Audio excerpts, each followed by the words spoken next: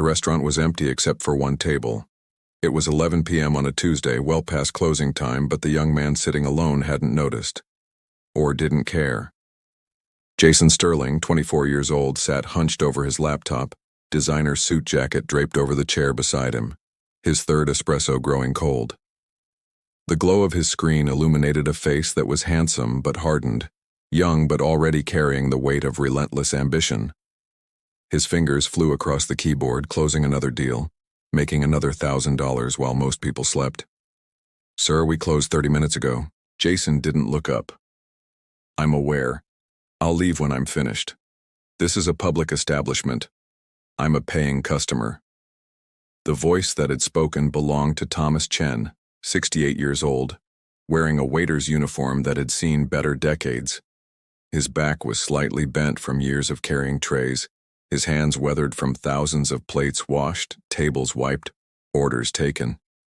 He'd been waiting to close up, to finally rest his aching feet, but this young man seemed oblivious to anyone's time but his own. "The staff would like to go home, sir. We've been here since 6 a.m. "Then go home," Jason said dismissively, still not looking up. "I'll lock up on my way out, just leave me the key." Thomas stood there for a moment studying the young man. He'd seen hundreds like him over his 40 years in this restaurant. Young, successful, convinced that money made them untouchable. Most passed through without incident. But something about this one made Thomas pause.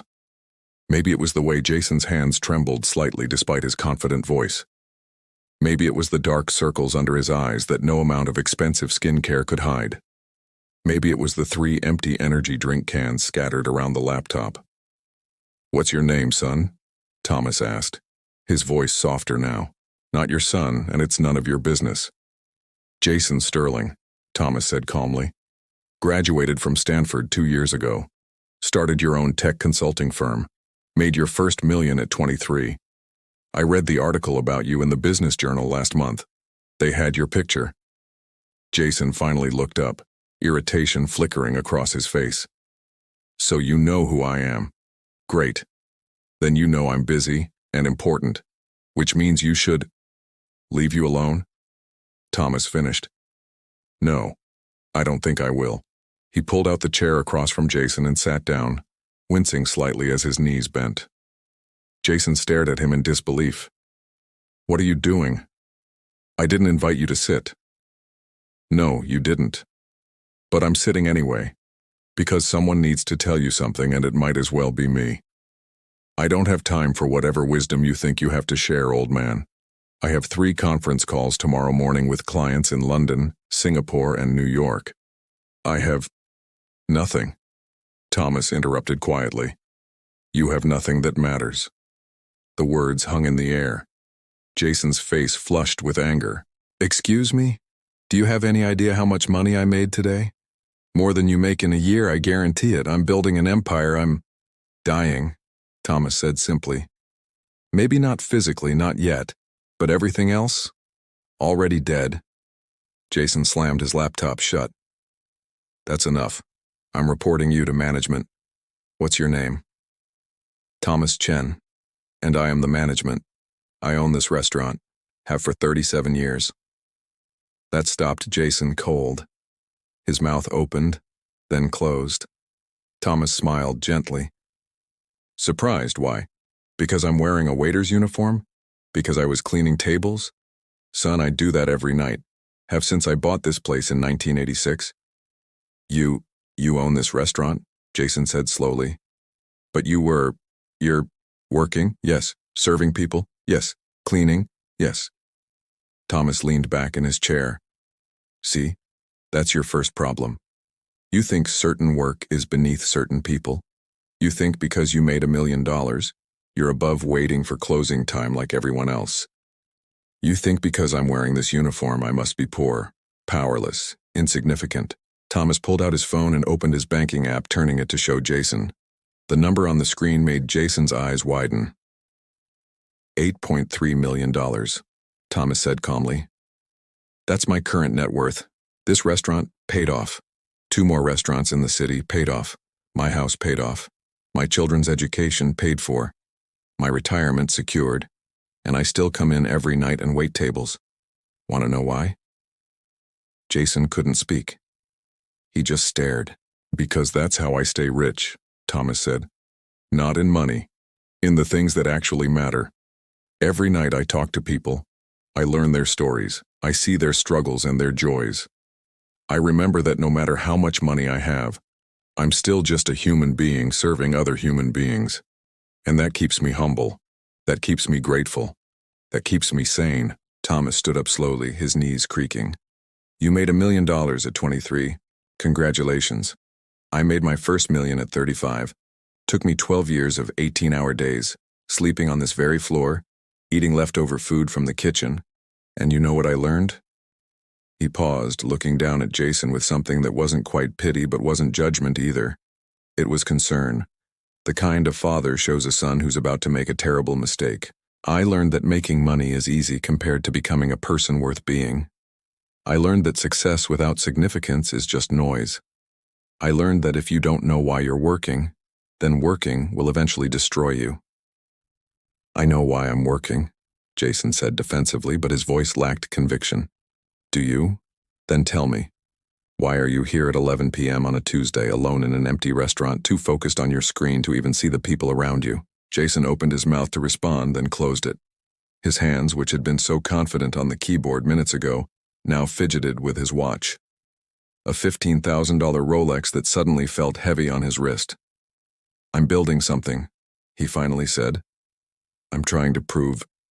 I'm trying to show. Who? Thomas asked gently. Who are you trying to prove something to? And suddenly, unexpectedly, Jason felt his eyes burn with tears. He blinked them back furiously, but Thomas had already seen. My father, Jason whispered. He told me I'd never amount to anything, that I was too soft, too weak. He said I'd fail like he did. I've spent every day since I was 16 trying to prove him wrong. Thomas sat back down, slower this time. He reached across the table and did something that surprised both of them. He placed his weathered hand over Jason's trembling one. And how's that working out for you, son? Jason laughed, a broken sound. I made $1 million and I still feel like a failure. I work 20 hours a day and I still feel like I'm not doing enough. I have everything I thought I wanted and I feel empty. That's because you're running toward the wrong finish line, Thomas said. You're trying to fill a father-shaped hole with money and success. But that hole? It's not about what you achieve. It's about who you become. And right now, you're becoming exactly what you feared. Someone so consumed by proving their worth that they forget to live. Thomas stood up again, this time to walk to the kitchen. He returned a moment later with 2 plates. Simple food. Rice, vegetables, grilled chicken. The kind of meal the staff ate after closing. Eat with me, Thomas said. Not as a customer, as a human being who needs to remember what it's like to just be. Jason stared at the plate, then at Thomas, then at his expensive laptop with its endless emails and notifications. And for the first time in years, he made a choice that wasn't about money or success or proving anything to anyone. He closed the laptop, he picked up the fork, and he ate. They sat in silence for a while. Then Thomas began to talk.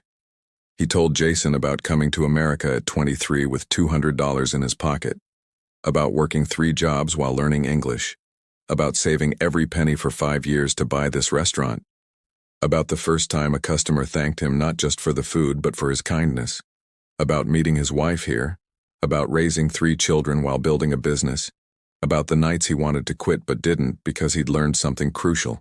Success isn't about reaching the top, Thomas said. It's about staying human on the climb. It's about building something that serves others, not just yourself. It's about looking back and seeing that you left the world better than you found it. But I've already gone so far down this path, Jason said. I don't know how to change. My whole identity is wrapped up in being this. Thomas smiled. Then unwrap it. Start tomorrow. Come work here for 1 week. Jason nearly choked on his rice. What? 1 week. Be a waiter. Serve people. Clean tables. Listen to their stories. Learn their names. Experience what it's like to be in service to others instead of just in service to your bank account. I can't. I have clients, obligations, meetings. You have choices, Thomas corrected. And right now, you're choosing to sprint toward a cliff. I'm offering you a chance to change direction before it's too late. 1 week. That's all I'm asking. If after 7 days you want to go back to your life exactly as it was, fine. But give yourself the gift of perspective first. Jason looked at Thomas for a long moment, at the weathered hands that had built an empire through service, at the gentle eyes that held no judgment, only concern, at the simple meal that somehow tasted better than any $200 dinner he'd had. Okay, Jason heard himself say. 1 week. And in that moment, sitting in an empty restaurant at midnight with a stranger who saw him more clearly than he saw himself, Jason Sterling made the first real decision of his adult life. Not for profit, not for pride, but for the possibility of becoming someone worth being.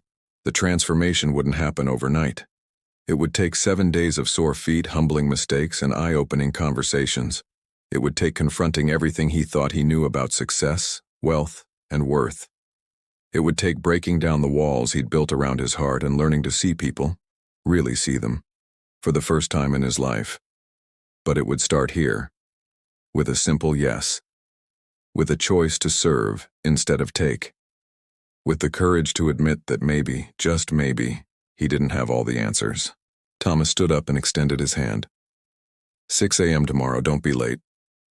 Jason shook his hand, feeling the calluses from decades of honest work, and nodded. As he walked out into the cool night air, laptop under his arm, Jason looked back at the restaurant. Through the window he could see Thomas wiping down tables, the same work he'd been doing for 37 years despite having millions in the bank. And for the first time, Jason understood. That wasn't humiliation. That was wisdom. That was wealth of a kind no business degree could teach. He got in his car, but instead of checking his emails like he always did, he sat in silence. He thought about his father's words, about his own desperate race to prove something that couldn't be proven through money alone. He thought about the emptiness he'd been trying to fill with deals and dollars and achievements. And he wondered, what if Thomas was right? What if he'd been measuring success all wrong? What if true wealth wasn't about what you accumulated, but about who you became while serving others? Tomorrow would bring answers. Tomorrow would bring perspective. Tomorrow would bring the beginning of a transformation that would change not just Jason's life, but the lives of everyone he would touch in the years to come. But tonight, he simply sat in his car outside a closed restaurant and let himself feel something he hadn't felt in years. Hope. Hope that change was possible. Hope that he wasn't too far gone. Hope that somewhere inside the ambitious, empty shell he'd become, there was still a human being worth finding. The restaurant's lights went out. Thomas emerged, locked the door, and walked to his modest sedan. He didn't notice Jason watching. He just drove away, heading home to his wife, his life, his peace, a millionaire in a waiter's uniform who had everything that mattered. Jason started his engine and drove home, his mind already racing with questions, doubts, and nervous anticipation. In less than 6 hours, he would put on a waiter's uniform for the first time. In less than 6 hours, his real education would begin. The kind of education that doesn't come from Stanford or Forbes or business conferences. The kind that comes from serving others, from humbling yourself, from learning that success means nothing if it doesn't make you a better human being. Jason didn't know it yet, but that 1 week would become the most important 7 days of his life. More important than the day he made his first million. More important than any deal he'd ever closed. Because that week would teach him the only lesson that truly matters. We don't find ourselves by climbing above others. We find ourselves by lifting them up. And it all started with 2 simple words spoken at midnight in an empty restaurant. 1 week. Day 1. Jason showed up at 6 a.m. wearing his business casual clothes, looking completely out of place. Thomas handed him a uniform. You'll start with coffee service. Watch Maria. She's been here 12 years. Maria was 52, a single mother of 3 who'd immigrated from Guatemala 15 years ago. She moved through the morning rush with practiced grace, remembering orders, anticipating needs, treating every customer like they mattered. Jason fumbled with the coffee pot, spilled cream on his expensive shoes, mixed up orders. By 9 a.m., his feet hurt. By noon, his back ached. By 2 p.m., he understood why Thomas had winced when sitting down. "It's harder than it looks," he admitted to Maria during a brief break. She laughed kindly. "Everything worth doing is. But look." She pointed to the window where an elderly couple Jason had served were holding hands, smiling at each other. "You gave them good coffee and a smile this morning. Maybe that's the best part of their day. Maybe she has cancer and they're treasuring every morning together. You don't know everyone's story, but you can make their chapter a little brighter. That's worth sore feet." Jason watched the couple leave, something stirring in his chest he hadn't felt in years. It wasn't pride in a deal closed or money made. It was something simpler. He'd helped someone. In a small way, he'd mattered to that couple's morning. Day 3. Jason was getting better. His movements were smoother, his smile more genuine. He learned regular customers' names, their usual orders, little details about their lives. Mr. Patterson liked his eggs over easy and always asked about Jason's day. Mrs. Rodriguez came in every morning at 7:30 sharp and left exactly $3.50 in tips, which Jason learned was significant because she was living on Social Security. "Why do you come in every day?" Jason asked her once during a quiet moment. "Because Thomas saved my life," she said simply. 20 years ago, my husband died. I had no money, no family nearby. I came in here planning to order one coffee and make it last all day in the warmth. Thomas saw me. He brought me a full breakfast, wouldn't let me pay. Did that every day for 3 months until I found work. Never asked for anything back, just said, we take care of each other. So I come here every day to remember that humans can be good. Jason found himself blinking back tears. He'd never asked why people did things. He'd never cared about their stories beyond what he needed to close a deal. Day 5. Jason's phone buzzed constantly with ignored messages, clients demanding updates, partners wanting meetings. But for the first time in his adult life, Jason didn't feel the panic of missing work. He felt something else. He felt present. During the lunch rush, a young man in a suit came in. Jason recognized himself in the way the man snapped his fingers for service, the way he talked on his phone while ordering, the way he didn't look up once to see the human being serving him. Jason approached his table. "Sir, I'll need you to lower your voice or end the call. You're disturbing other customers." The man looked up, annoyed. "Do you know who I am?" "No," Jason said calmly, "and neither does anyone else in this room. But we all know you're being inconsiderate. So please, show some respect or leave." The man sputtered, then left in a huff. Thomas, watching from the kitchen, gave Jason a small nod of approval. Jason realized something. He'd just chosen people over profit. And it felt right. Day 7. Jason's last day arrived faster than he expected. He'd changed into his uniform that morning without thinking, his body moving through the familiar routine. He'd said good morning to the kitchen staff by name. He'd asked Maria about her son's college acceptance. He'd reserved Mr. Patterson's favorite table. As the evening rush began, Thomas found him. "Your week is up. You can go back to your life now." Jason looked around the restaurant. At the customers laughing, eating, connecting. At the staff working together like a well-rehearsed orchestra. At the simple beauty of people serving people. "What if I don't want to?" Jason said quietly. Thomas smiled, the kind of smile that held years of wisdom. "Then tell me, what did you learn?" Jason thought for a moment. "I learned that I had everything backwards. I thought success meant being above people. But real success, real wealth, it comes from being among them, from serving them, from making their lives a little better even in small ways." He paused, then continued. "I learned that my father was wrong. I'm not weak for caring about people.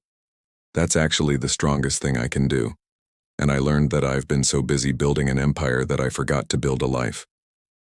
Thomas placed a hand on Jason's shoulder. "So what are you going to do now?" Jason pulled out his phone. He looked at the 47 unread emails, the missed calls, the urgent messages. Then he started typing. He didn't shut down his company, but he restructured it. He hired people he'd been too proud to delegate to before. He set boundaries. No work after 7 p.m., no meetings before 9 a.m. He started a program where 10% of his company's profits went to hospitality workers' education funds.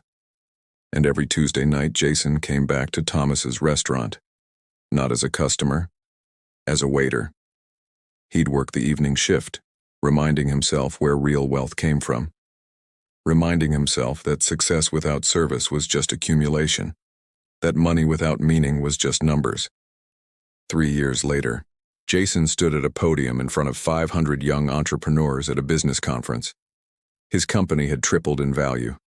He'd been featured in Forbes, Fast Company, Entrepreneur magazine. But that's not why he was there. 3 years ago, he began. I was sitting alone in a restaurant at 11 p.m., convinced I had everything figured out. I had money, I had success, and I was absolutely miserable.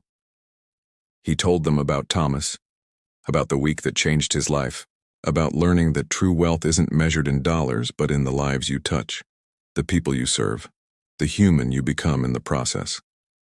The richest man I know, Jason said, wears a waiter's uniform and makes $15 an hour plus tips. But he owns his peace of mind, he owns his relationships, he owns his purpose, and that makes him wealthier than anyone in this room. In the audience, Thomas sat next to his wife, dabbing his eyes with a handkerchief. He'd come at Jason's insistence, though he'd protested he wasn't important enough for such an event. After the speech, dozens of young entrepreneurs lined up to talk to Jason, but he excused himself and walked directly to Thomas. Thank you, Jason said, for seeing who I could become when I couldn't see it myself, for teaching me that serving others isn't beneath anyone. It's the highest calling we have. Thomas embraced him. You taught yourself, son. I just held up a mirror. As they stood there, Jason noticed someone watching from the crowd. A young woman, mid-20s, designer clothes, phone clutched in her hand with white knuckles, the same desperate hunger for success Jason once wore like armor. He caught her eye and smiled. Then he walked over.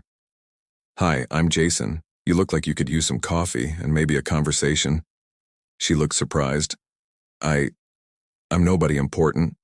I shouldn't take up your time. That's where you're wrong, Jason said gently. You're exactly important enough. Come on, let me tell you about a waiter who changed my life. And so the circle continued, not with grand gestures or dramatic transformations, but with simple human moments. A meal shared, a story told, a reminder that success means nothing if it doesn't include serving others. Thomas continued working his restaurant until he was 75, then finally retired, leaving it to Maria to manage. She'd earned her degree through the education fund Jason created, and now she ran the place with the same philosophy Thomas had taught her. Treat everyone like they matter, because they do. Jason never forgot his Tuesday night shifts. Even as his company grew to international success, even as he became legitimately wealthy, he showed up. He waited tables. He cleaned up. He listened to people's stories. And he taught his own children that the measure of a person isn't what they have, but what they give. Not in grand donations or public charity, but in daily, humble service to the humans around them. Because that's what Thomas had taught him. Real wealth isn't about reaching the top. It's about remembering that there is no top. There's just humans, serving humans, making each other's journey a little easier, a little kinder, a little more bearable. And that's a wealth that no market crash can take away, no competition can steal, no ambition can outpace. It's the wealth of the soul, the only kind that matters when everything else falls away. Years passed. Jason's hair started to gray at the temples. His company became a household name. His children grew up watching their father serve coffee every Tuesday night, learning by example that success and service weren't opposites. They were inseparable. One Tuesday evening, 20 years after that first night in the empty restaurant, Jason was wiping down tables when a young man in an expensive suit walked in. It was 10:45 p.m., nearly closing time. The young man sat down and opened his laptop, not bothering to acknowledge Jason's presence. Jason smiled. He recognized that look, that desperate hunger, that emptiness masquerading as ambition. He walked over to the table. "Sir, we close in 15 minutes. The young man didn't look up. "I'm aware. I'll leave when I'm finished." Jason pulled out the chair across from him and sat down. The young man looked up, annoyed. "What are you doing?" "Sitting," Jason said calmly, "because someone needs to tell you something, and it might as well be me." The young man's eyes flashed with irritation. "I don't have time for—" "You have nothing but time," Jason interrupted gently. "The question is, are you going to waste it chasing the wrong things? Or are you going to let me tell you about a waiter who saved my life?" The young man stared at him, recognition flickering in his eyes, not of Jason specifically, but of the moment itself, the unexpected interruption, the stranger who cared enough to stop. "Who are you?" the young man asked. Jason smiled. "Someone who was sitting exactly where you are 20 years ago. Someone who thought money was everything until he learned it was nothing. Someone who's about to offer you the same gift I was given, perspective." He stood up and walked to the kitchen, returning with 2 plates of simple food. "Eat with me, and let me tell you a story about real wealth." As they sat there in the quiet restaurant, Jason began to speak.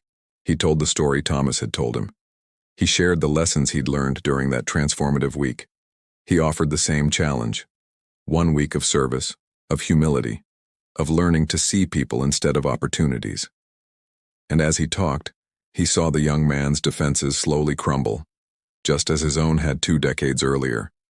He saw the tears threatening to spill, the recognition of emptiness, the desperate hope that change was possible. "What's your name?" Jason asked. "Michael," the young man whispered. "Well, Michael, tomorrow morning, 6 a.m., be here.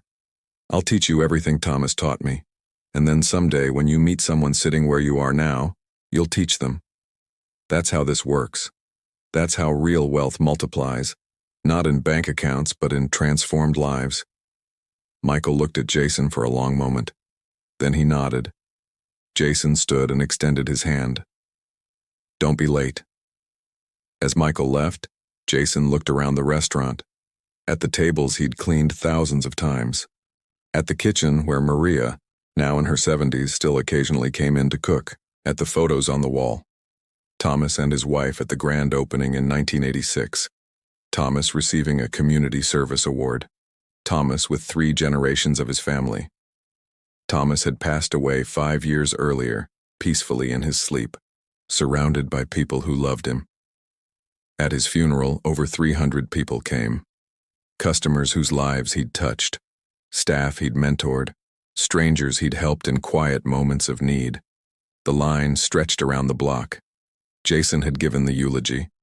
He'd talked about real wealth, about a man who owned millions but wore a waiter's uniform with pride, about how Thomas had saved his life not with money but with wisdom, with time, with the simple act of seeing him as a human being worth investing in. Now, standing in the quiet restaurant, Jason felt Thomas's presence, not as a ghost, but as a legacy that lived in every person he'd touched, every life he'd transformed, every stranger he'd chosen to see and help and serve. Tomorrow, Michael would begin his journey. And someday, Michael would pass it on to someone else. And on, generation after generation, the circle would continue. Because that's what real wealth does. It multiplies, not through compound interest or smart investments, but through transformed hearts and changed lives. Through the simple, revolutionary act of choosing to serve others instead of yourself. Jason locked up the restaurant and walked to his car.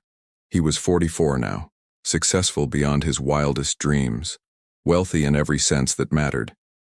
And every bit of it traced back to that night when a waiter in his 60s had cared enough to sit down with an arrogant 24-year-old and tell him the truth. As he drove home to his family, Jason smiled. Tomorrow would be exhausting. Teaching Michael would require patience. The young man would stumble, resist, struggle with the lessons. But he'd learn, just as Jason had learned, just as Thomas had learned from whoever taught him. and the circle would continue. Forever and always. Because real wealth isn't a destination. It's a legacy. And the only legacy worth leaving is the one written in the lives we touch, the people we serve, the hearts we help heal. Service isn't what you do when you have nothing left to achieve. Service is the achievement itself, the only one that matters, the only one that lasts, the only one that makes you truly, genuinely, completely rich. You are more than what you own. You are what you give. Follow Soul Billionaires and where love rewrites destiny and the soul becomes the greatest fortune of all.